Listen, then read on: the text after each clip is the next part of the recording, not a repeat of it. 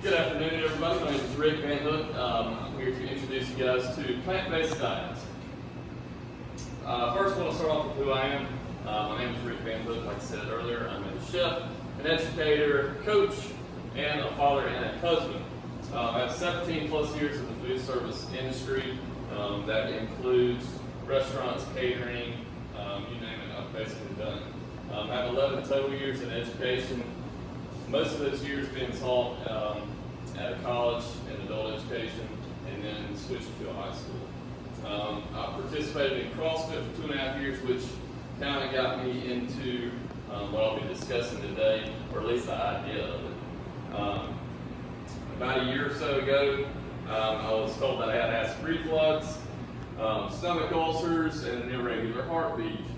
With acid reflux, I noticed that one thing that helped me out was changing my diet.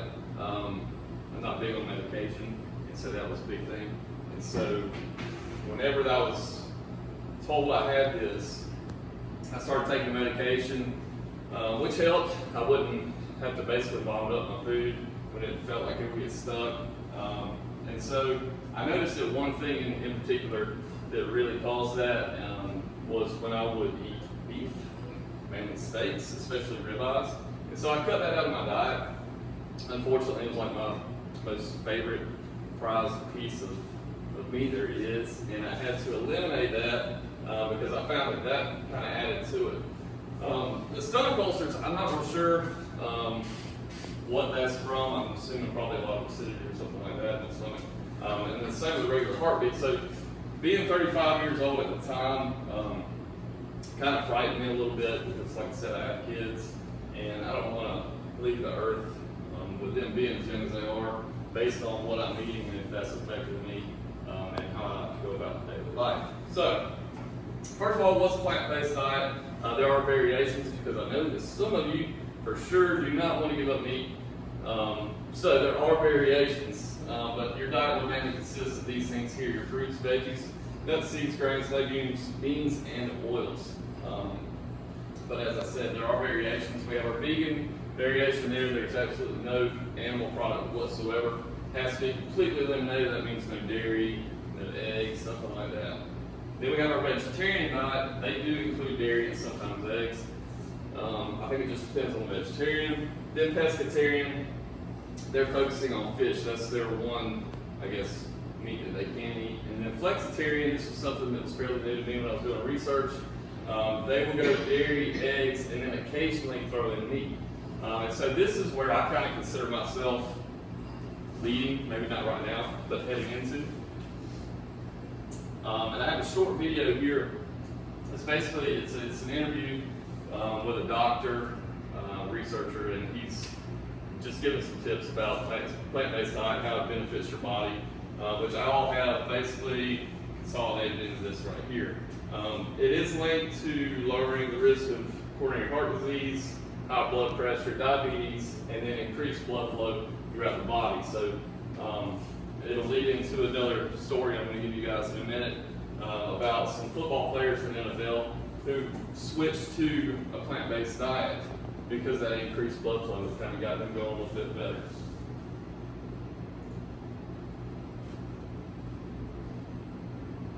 I'm going to switch this video. Technical difficulties. All right, so I'm a numbers person when it comes to things like this, and when I saw a documentary that really got me into it called Game Changers.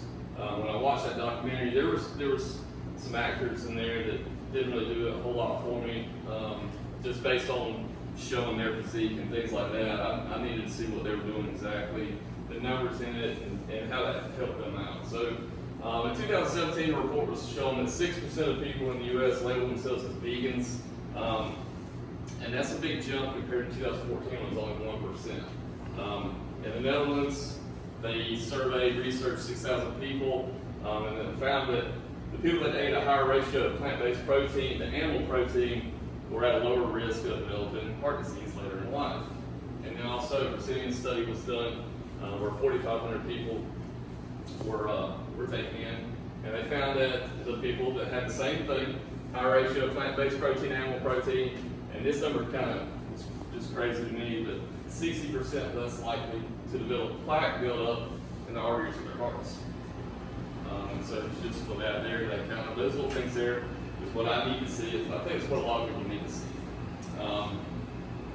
This is a study of South Asian people that live in the United States, doing the same thing, and then here's the results from that. Fewer risk factors for diabetes and heart disease, as well as smaller waist circumference, lower amounts of abdominal fat, lower cholesterol, lower blood sugar, and then a lower BMI, which are all good things that we need. And this is the documentary I was telling you about. This is Tennessee Titans. It started off with a guy, can't think of his name right now, but he was one of their linemen, defensive linemen, still is, and his wife is a chef, and she basically just kind of cooked for him at home, tried to go healthy with everything, and then she was turned on this plant-based diet thing, and then he started trying it. And so when he started trying it, he started seeing results on the field as well as his teammates, and once his teammates kind of caught on board with it, they started using his wife as their personal chef too. So she went from just cooking for him, strictly plant-based food, to I think it was a total of 16 players from that team, and I believe the majority of them were starters, also on defense. They all kind of came together and started doing this plant-based diet. She caters for them, she does all their meals for them, kind of meal prep deal for them. So they're all on board now, and they even said, I think it was the end of last season, that they feel like that contributed to them being able to get to the playoffs, and they started off really bad in the season, and then when they changed their diets from just eating a lot of protein, they had more energy, which they felt like the blood flow thing was the main deal with that. And so they saw their record change from a losing record to a winning record, go to the playoffs, and they're still doing it now. I think more of the team is kind of on board with it. So just a good story there. I'm not going to have the video that will play. But as far as my topic, how can we use this? How does it affect the world? In that video, I was watching that documentary, it mentions basically how much pollution goes to the environment just from raising livestock, pigs, cattle, chicken, whatever it is. Okay, so when I was looking at it, I did some research on it. It can help save lives. Obviously, I've gone over that. Mainly to premature deaths from heart disease and diabetes. 10 million people we can save. All right, it can relieve hunger. 800 million people lack sufficient food. 2/3 of the soybeans, maize, and barley that are grown are actually grown for animal feed and not us. So if you then look at that, you look at the land mass. Like, what do we use the land mass for? Well, the land use, agriculture uses 40% of the Earth's entire land mass to grow into that agriculture for these animals that are eating it or for us to consume. On water, we can save water. Agriculture accounts for 70% of the fresh water use in the entire world. And that is just to feed the cattle, also just transportation and things like that. What I found crazy right here is this figure. Just to produce 1 pound of ground beef requires 1,800 gallons of water. And so that's a lot of fresh water use. And then the last thing I wanted to briefly discuss was the fact that food production in general takes responsibility for 30% of greenhouse emissions. So, all the travel that's taking place with that. So, what can we do if we switch to a plant-based diet? We can reduce some of these things. Obviously not all of them, but it can definitely help. I appreciate your time. We've gone over how we can lower cholesterol, CHD, diabetes, increase blood flow in the body just from doing something as simple as changing your diet, as opposed to going to the doctor and using all these medications and things like that, which can lead to a whole different thing.